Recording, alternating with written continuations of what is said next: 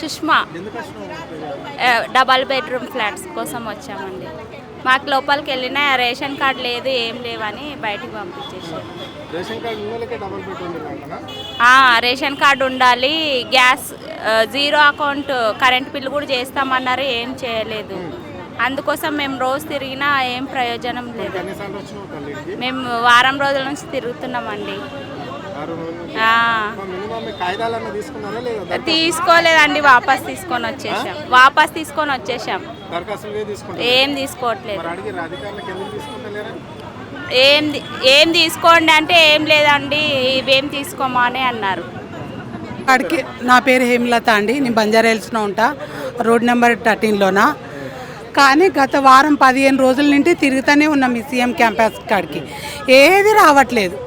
అన్ని జిరాక్సులు తీసుకురా అంటున్నారు, కరెంట్ బిల్ తీసుకురా అంటున్నారు, డబల్ బెడ్రూమ్ అంటున్నారు, లక్ష్మీ పథకం అంటున్నారు, మహిళలకి ఇది ఇస్తాం అది, కానీ ఏది ఇవ్వట్లేదండి. ఒక ఫ్రీ గ్యాస్ ఇవ్వట్లేదు, ఆ 2500 పథకం అది రావట్లేదు, ఇంకా డబల్ బెడ్రూమ్ది రాలేదు ఇప్పటిదాకా, ఏది రాలేదు. మన దాకా ఏమన్నారు, లాటరీలు వేసి ఇస్తామన్నారు, అవి రాలేదు. ఒక ఫ్రీ బస్ తప్ప ఈ తెలంగాణలో ఇంకేది కాలేదు.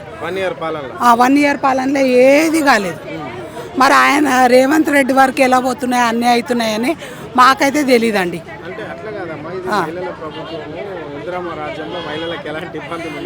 ఆయన అంటున్నాడు కదా, నా వరకు వస్తే నేను ఖచ్చితంగా చేస్తా అని, కానీ న్యూస్ ఆయన వరకు పోతుందో లేదో కూడా మాకు తెలీదు.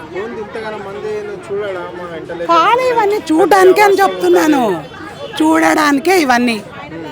మేము మీడియా వాళ్ళు కూడా మాట్లాడి నువ్వు పెట్టారు, అందులో ఎడిట్ చేస్తారు, కట్ చేస్తారు మాటలు. ప్రజల బాధలు వాళ్ళకి ఎలా తెలుస్తాయి చెప్పండి? తెలీదు, ఉన్నది చెప్తున్నా నేను.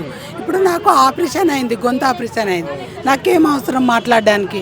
ఏదో వస్తుందనే కదా వస్తున్నాం. అది లేదు, ఇది లేదు, ఏది లేదండి. ఒక ఫ్రీ బస్ తప్ప ఇప్పటివరకు ఏది కాలేదు. రాలేదు, గ్యాస్ రాలేదు, ఒక కరెంట్ బిల్ ఇది రాలేదు, డబల్ బెడ్రూమ్ రాలేదు, ఏది రాలేదు. ఇప్పుడు నేను ఈ హైదరాబాద్కి వచ్చేసి 25 ఏళ్ళు అవుతుంది నా పెళ్ళై. ఒక్కటి కూడా మాకు గవర్నమెంట్ ఆఫీస్ నుండి ఏది చెందలేదు, ఒక ఫ్రీ బస్ తప్ప. అదే అండి, అంతే. ఈ పరిపాలన వేస్ట్.